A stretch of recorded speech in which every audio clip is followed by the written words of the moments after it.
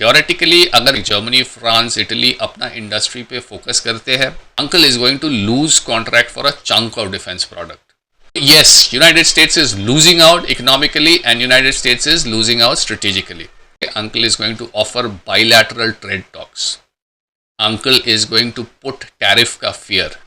United States and UK and France and Germany, they still haven't managed to assimilate Middle Europe with them. Abhi dekh ke lag raha na, this is going to be a transatlantic divorce. And it could be a very messy divorce. This rearming of Europe ke through European Union ये कोशिश कर रहे हैं to री industrialise Europe.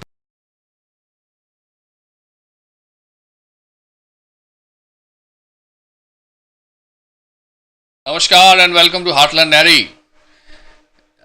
Today is a request video तो नहीं बोलेंगे, today is a question answer video. William Fredrickson ने एक set of questions, it's actually 3 questions जिसको हम क्लब करके 2 क्वेश्चन बना लिए हैं, उसका आंसर करेंगे.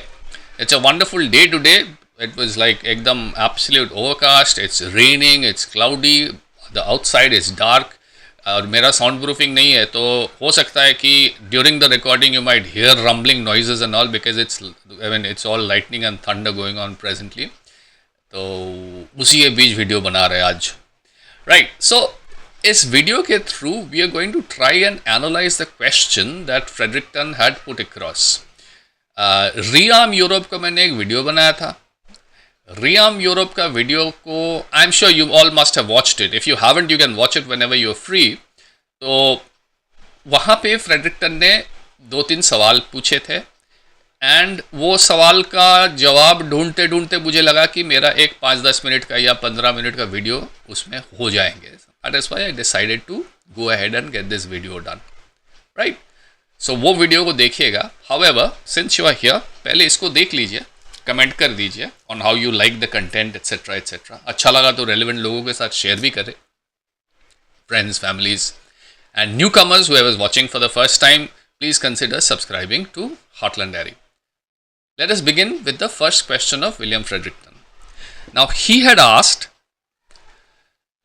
His first question was this rearm Europe का जो इनिशिएटिव है एंड यूरोप का फाइनली जो ये डिसीजन है टू ग्रो अ स्पाइन, यही तो डोनाल्ड ट्रंप चाहते थे ना कि नेटो अपना स्पेंडिंग इंक्रीज करे, ईयू स्टेट्स, नेटो का ईयू स्टेट मेंबर्स अपना स्पेंडिंग इंक्रीज करे एंड सो ऑन. लेकिन ये सब के चक्कर में तो अभी लग रहा है कि United States is going to miss out on the business. So how is the United States going to react? ये था उनका फर्स्ट सवाल. Did Trump create this whole stuff about US reducing NATO पे खर्चा and EU members stepping up to fill the gap?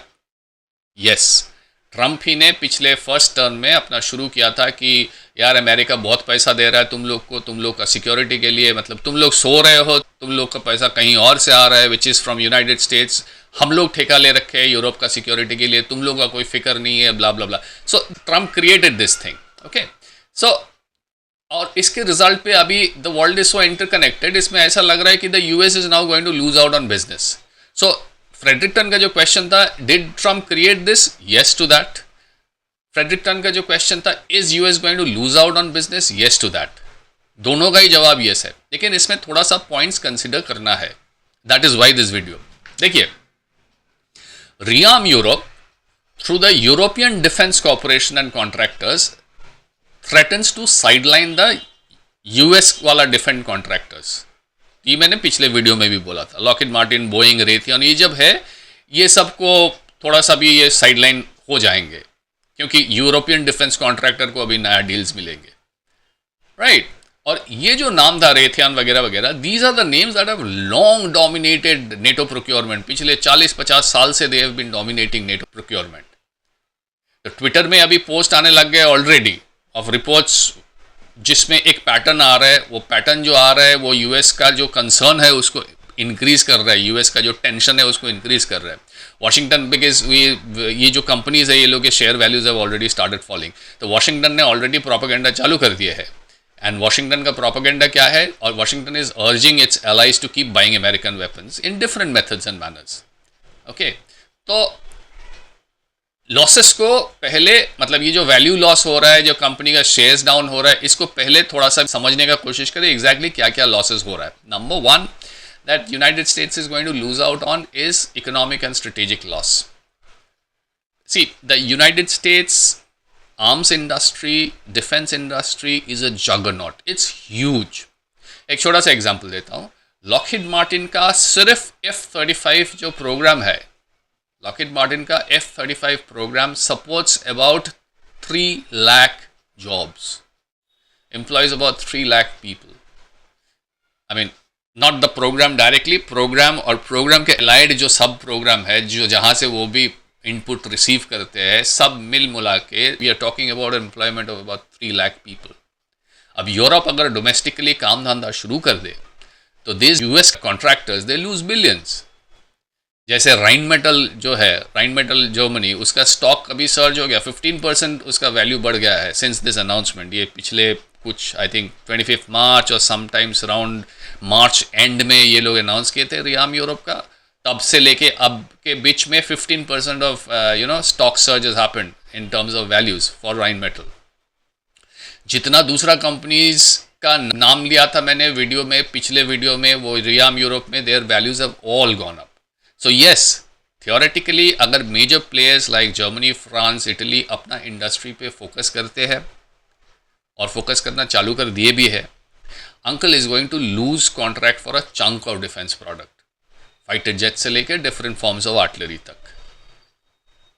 पिछले video मैंने Poland और Baltic states का बात किया था. Yes, Poland and Baltic states चाहेंगे यही कि जब तक का यूरोपियन का जो ये डिफेंस का डवटेलिंग है, ईयू का डिफेंस डवटेलिंग जो इज अ चैलेंज, ये जब तक ना हो जाए they would keep buying from United states. But example के तौर पे पोलैंड का जो 10 बिलियन का पेट्रियट मिसाइल डील है, this represents a small fraction of NATO's 1.4 trillion euro defence market. NATO has got a 1.4 trillion euro defence market. उसमें $10 billion कुछ नहीं है. So the real money is in western Europe. Okay, the real money is in western Europe. अभी आएंगे where rearm Europe aims to build factories and jobs. So Poland और Baltic states का जो ये डिसीजन है to continue at least in the mid term future कि United States से खरीद लेंगे, that is a small portion of the market that is there and the market that rearm Europe aims to build. So yes, United States is losing out economically and United States is losing out strategically. So the natural next question is, how would the United States react? Point number one, United States pushback और trade leverage के through एक reaction अपना रखेंगे. Uncle क्या करेंगे? Uncle is going to offer bilateral trade talks. Uncle is going to put tariff का fear. But मेरे को लगता है कि बाइलैटरल ट्रेड टॉक्स यानी कि कैरेट्स, मतलब bilateral trade talks is your carrot and tariff is your stick. तो कैरेट्स का लालच अंकल ज़्यादा देंगे. And this interestingly, and that is why I wanted to make this video and like pretty good questions William.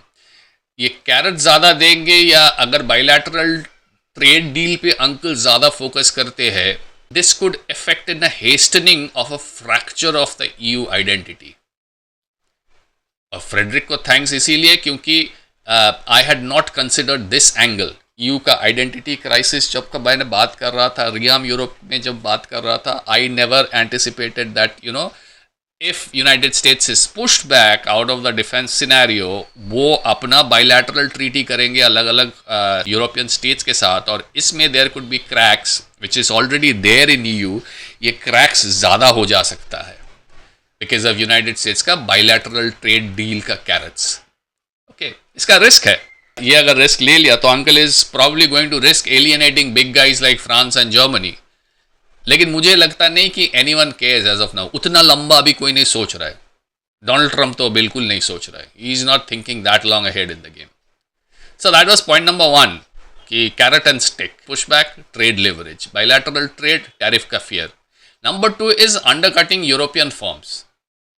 European defence giant का एक advantage है because they are in this trade for donkey's years, 50-75-100 साल से है, पता नहीं कब से है. ओके, ये लोग ऐसा प्राइस कट कर देंगे और कि ये European upcoming Giants probably won't be able to match. वो लोग ऐसे ही लोन लेके काम करेंगे. So you are a new businessman who's taking a loan from a bank, loan repay का चक्कर है, and then if you are in a complex region like European union, बहुत सारे अलग अलग प्रॉब्लम्स है जो कि हम लोगों ने डिस्कस किए थे लास्ट वीडियो में. अब ये लोन रिपेमेंट का चक्कर है, बिजनेस बनाने का चक्कर है, मार्केट में अपने आप को एस्टेब्लिश करने का चक्कर है, बाहर से प्रेशर है, सोशियो पॉलिटिकल प्रेशर है, और आपके कंपटीशन में कौन है? ये पीछे बैठा है 50 साल 60 साल पुराना एक giant which sitting on billions. He can provide a price drop like nobody is ever seen. तो ये प्राइस कट करने का एक चांस है जिसमें ये यूरोपियन यूनियन के बिजनेस जो है उसको थोड़ा सा भी प्रॉब्लम क्रिएट करेंगे. एक और कैरेट है टेक ट्रांसफ़र. टेक ट्रांसफ़र अगर यूनाइटेड स्टेट्स कर दिए कि एनडीएस या राइनमेटल के साथ कम्पीट करने के लिए, for example Lockheed Martin F-35 deal के साथ लोकल प्रोडक्शन एग्रीमेंट जैसे जापान और ऑस्ट्रेलिया में किए थे. वी लोकल प्रोडक्शन करा देंगे. इसमें थोड़ा सा प्रॉब्लम है. रिवर्स इंजीनियरिंग कर सकते हैं, डिज़ाइन चोरी कर सकते हैं, अपना बना सकते हैं. हाँ, तो यूएस का जो एज है वो कम हो जा सकता है. लेकिन जैसे मैंने बोला था कि इतना लंबा भी कोई नहीं सोच रहा है. Okay, anything to survive. I am not saying that they are going to do a tech transfer. I am going to say that this is one weapon which United States might use other than cutting down price. इसके अलावा US का जो edge है in hitech system, cyber warfare, AI driven drones et cetera et cetera, इसमें Europe का कुछ खास नहीं है. हाँ ठीक है, Turkey is coming up et cetera et cetera, so on and so forth, लेकिन this is something which is dominated by the US firms. Uncle इसमें फोर्स करेंगे यू को कि कम से कम मतलब वेपन्स अपना बनाओ, लेकिन ये जो हाईटेक सिस्टम है इसको यूरोपियन हार्डवेयर के साथ मर्ज करो. यहाँ पे भी अंकल का एक एज है. ओके, यूनाइटेड स्टेट्स इंस्टीट्यूशनली क्या कर सकते हैं उसका, अभी डोनाल्ड ट्रंप के ऊपर आ रहा है. If we focus on Donald Trump and his team, Donald Trump उसका टीम का छोड़िए, Donald Trump is bases himself out of unpredictability.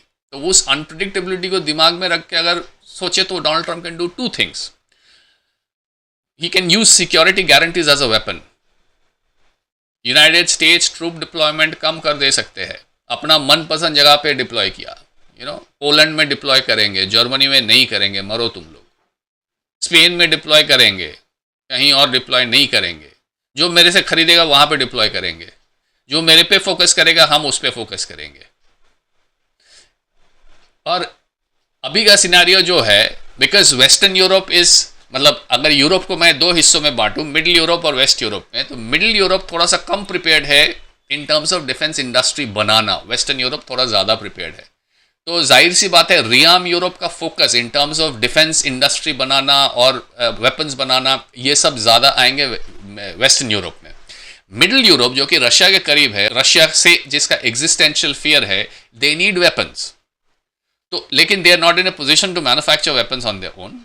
तो ये लोग कोशिश करेंगे अंकल के साथ क्लोजली क्लब होकर रहने का. So now if uncle starts cherry picking and Manning all this countries, middle Europe वाला कंट्रीज जो अंकल के साथ रहना चाहते हैं, तो वेस्टर्न यूरोप के साथ मिडिल यूरोप का एक और प्रॉब्लम शुरू हो जाएगा. So it is again coming back to that same historical issue which had happened during the First World War, during the Second World War and all.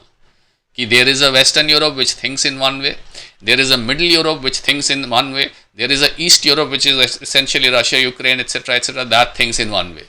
So ये जो division है पिछले कोल्ड वॉर के बाद से, या कोल्ड वॉर छोड़िए, cold war के टाइम में भी तो middle Europe was partially iron curtain के पीछे था.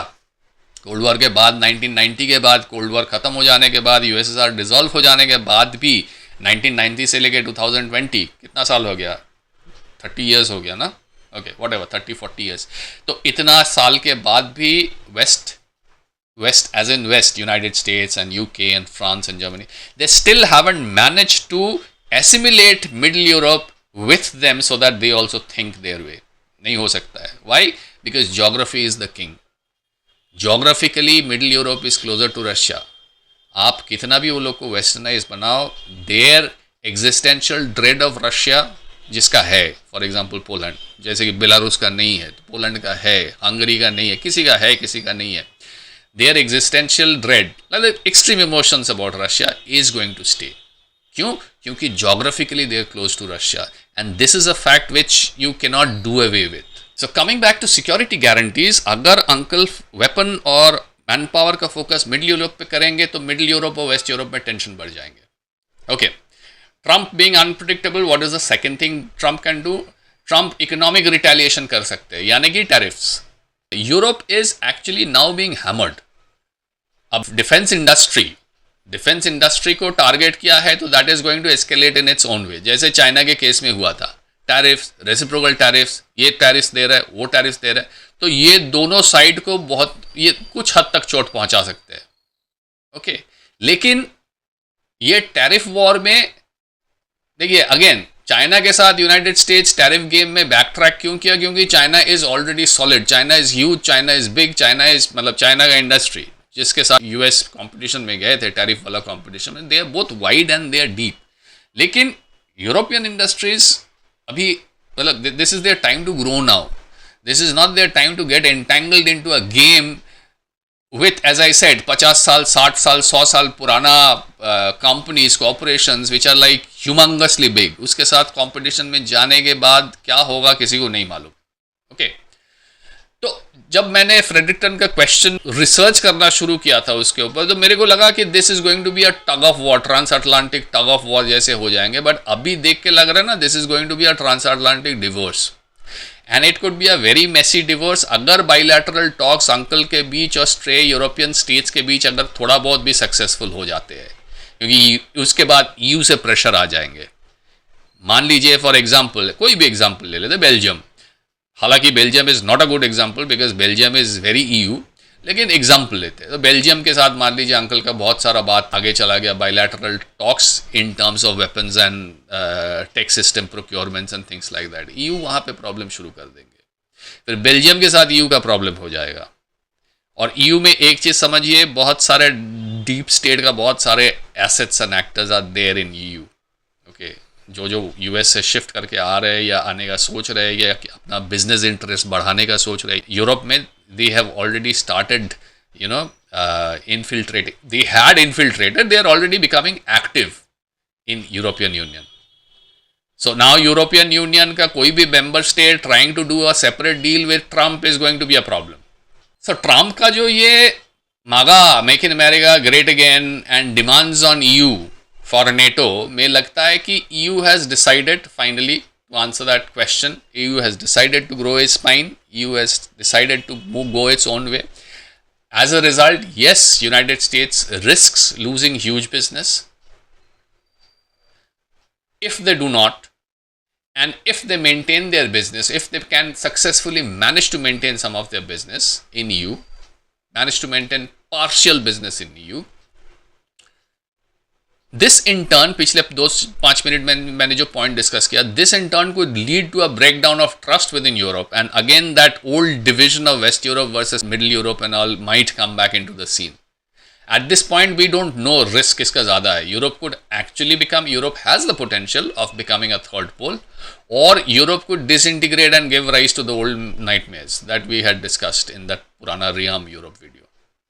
Another important drift जो मेरे दिमाग में आया कि जो बाइडेन के टाइम में, यूक्रेन वॉर के टाइम में, नॉर्ड स्ट्रीम ब्लास्ट के टाइम में, there was this serious energy crisis. In fact there is still energy crisis in Europe. ये एनर्जी क्राइसिस के टाइम में बहुत सारे companies had shifted to, force to shift to USA.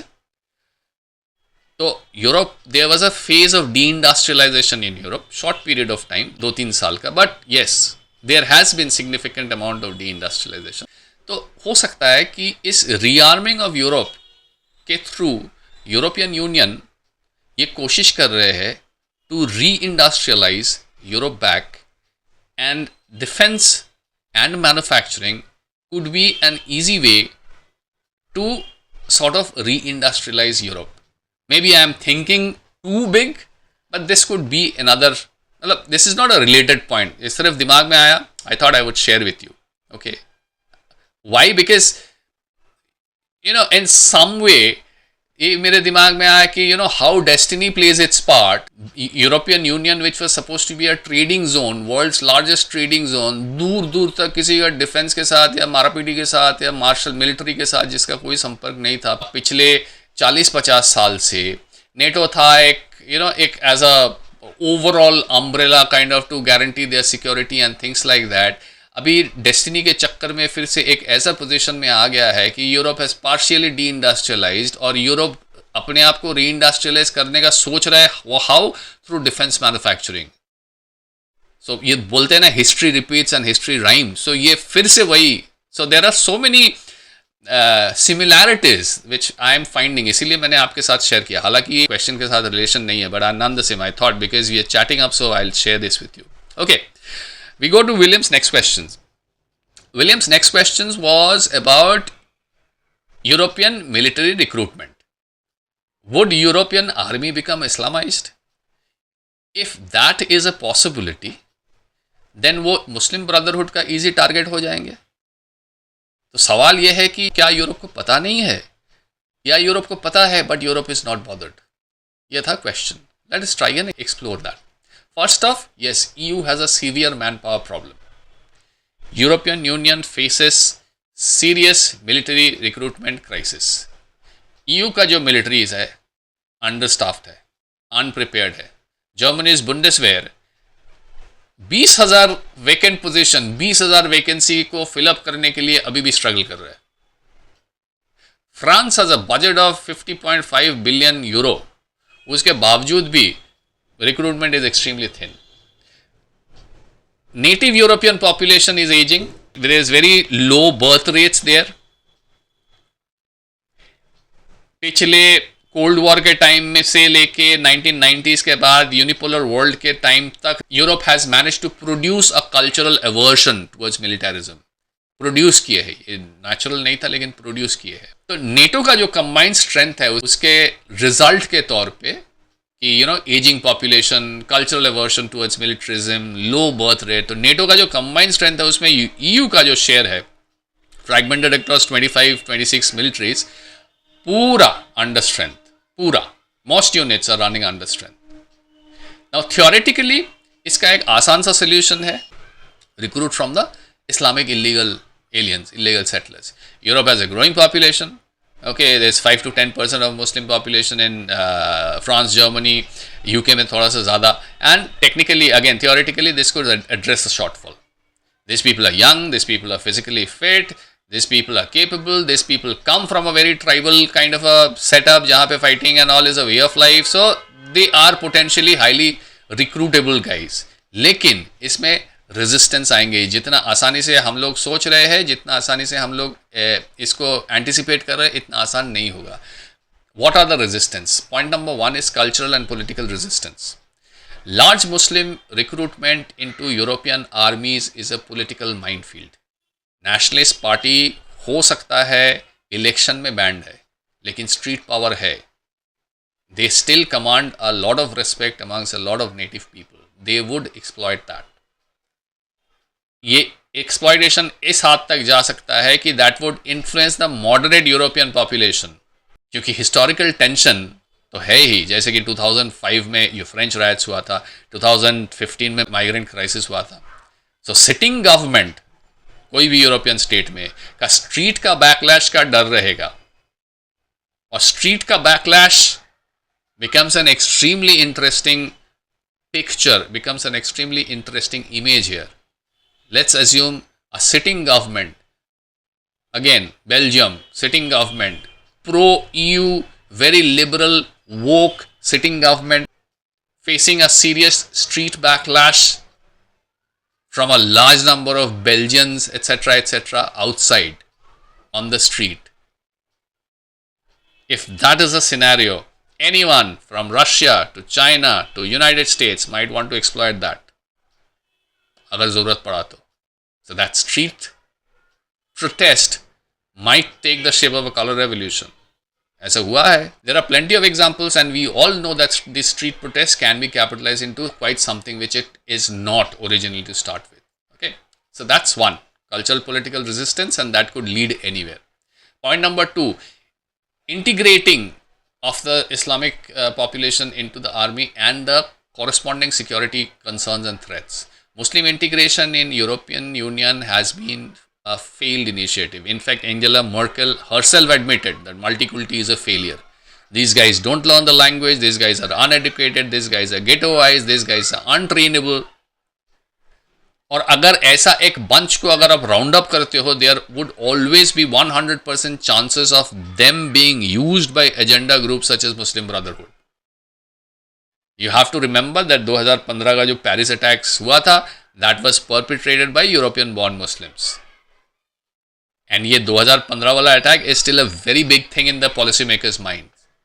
दिखाते नहीं है, कहते कम है, लेकिन it's a big thing. Theoretically then European union कर क्या सकते हैं to minimize this risk minimize करने के लिए मुस्लिम रिक्रूट्स को स्टीयर कर सकते हैं towards non sensitive role, logistics, engineering वगैरह वगैरह. कॉम्बैट और इंटेलिजेंस में नहीं डाल सकते, लेकिन ये बैकफायर करेंगे, रिजेंटमेंट पैदा करेंगे, एक्विजिशन पैदा करेंगे, रेसिज्म का एक्विजिशन आएंगे, सेकंड क्लास ट्रीटमेंट का एक्विजिशन आएंगे. That is again going to provide fresh opening grounds for Muslim Brotherhood. समझ रहे हो ना? सेकेंड, यूरोप क्या कर सकते हैं? European Union might promote moderate Islamism, लेकिन ये भी नहीं कुछ कर पाएंगे क्योंकि Muslim brotherhood already is there promoting moderate Islamism and is miles ahead in that game, in Europe at least. बाकी का पता नहीं, in Europe at least, because they have been doing it for the past 40-45 years almost. Muslim brotherhood का मतलब main घाटी जिसको बोलते हैं वो यूरोप में ही है. कुछ भी बोले, कितना भी साइलेंट हो, कितना भी कुछ हो, एंड यूनिवर्सिटी के थ्रू, इसके थ्रू, उसके through, you know, sponsoring chairs and running programs and having their entire university pamphlets, newspaper, website, media, very solid organized in Europe. So they are already promoting moderate Islamism. अब EU का stamped moderate Islamism, जैसे वो Ramjan Kadyrov वाला stamped Sufi Islamism in Chechnya, if EU tries now, they'll be too late. European union third stage में क्या कर सकते हैं? Might step up surveillance. लेकिन यार हद होता है यार. आप आर्मी में जिसको रिक्रूट कर रहे हो उसी के ऊपर आप सर्विलेंस करोगे, और इसको आप एक्सपेक्ट कर रहे हो रशिया के अगेंस्ट में फाइट करेंगे. और आप आर्मी के अंदर अगर आप ऐसा पैदा करोगे तो रशिया के साथ जंग क्या लड़ोगे? Your potential army recruit is being surveilled. I mean, to what extent can you go to address your recruitment concerns? So this is theoretically, as I said, this looks very okay, this looks very possible, this looks very feasible. लेकिन practically European Union, I'm not saying नहीं होगा, लेकिन I'm saying somebody with a super brain might come out with a wonderful idea, but practically it is very difficult, it looks difficult. And thing is, after this question that was asked, I tried to find out answer. I tried to find out if there exists such a roadmap. सबसे important है road map है कि नहीं. The answer was no. मतलब आपको net में कहीं नहीं मिलेगा. Does European Union have a road map, a prescribe defined road map, जिसमें they have a step by step plan to induct its African, North African, Arab, Muslim population into European Union का different states का army? Answer is no. There is nothing of that sort in the net. No public evidence suggest that you has entity militaries have a specific plan. Okay, no public records, no public evidence suggests that European Union has a detailed plan to counter Muslim Brotherhood infiltration. They don't have any roadmap. तो फिर क्या कर रहे हैं? In order to address recruitment crisis, in order to address all of this crisis, European Union is focusing on tech-driven warfare, drone warfare करेंगे, artificial intelligence warfare करेंगे, manpower का जो shortage है उसको offset कर देंगे. That's all. This is all that they are thinking right now. किस हद तक this is feasible, किस हद तक this is practical, we have little idea. Okay, bottom line. Coming to bottom line, Europe is too cautious to tap into its Muslim population for military role, because it knows that, you know, you look into the abyss and the abyss looks back at you. They know that this is a dark abyss that they are going to be looking into. और ज़्यादा देर तक देखोगे तो that darkness is going to consume you. With the rise of populist sentiments, a section of Europeans see Muslims as a fifth column, not as future defenders. They have already begun seeing the Muslim population as potential subverts. तुम potential सबवर्ट्स को लेके तुम army नहीं बना सकते हो. हालांकि this becomes an advantage for Muslim brotherhood, because the more डिसएनफ्रेंचाइज the Muslim population of Europe feels, the more the Muslim brotherhood recruitment goes up. So it is a win for Muslim Brotherhood any which way you look. European bureaucrats का मुझे लगता नहीं they have plan for all of this things. वैसे I mean in one way they are trying their version of सबका साथ सबका विकास, but it looks like it is not working there as well. Okay, so the EU is now pretending that tech and AI is going to solve its manpower woes, but boots on the ground still matter. They are running out of that. They are running out of boots on ground. Donald Trump might have offset United States का defence manufacturing का business to some extent, but United States के पास अभी भी 2-3 weapon है जिसको वो use कर सकते हैं यूरोपियन डिफेंस मैन्युफैक्चरिंग और यूरोपियन डिफेंस इंडस्ट्री को अपसेट करने के लिए. अगर ठीक ठाक यूज किया तो that is not only going to upset the European defence manufacturing, that can also upset European Union itself through bilateral trade talks and etc. etc. So there goes answer to those two questions. I hope all of you have watched it till now, and I hope all of you have liked the video. Stay sharp, guys. Stay sharp. I can never emphasize enough on this. बहुत sharp रहने का time आ गया है. आगे और भी sharp होने का टाइम आएंगे. मतलब आपको और भी शार्प रहना पड़ेगा, और भी शार्प होना पड़ेगा. All right. So I'll see you sometimes later. Jai Guruji.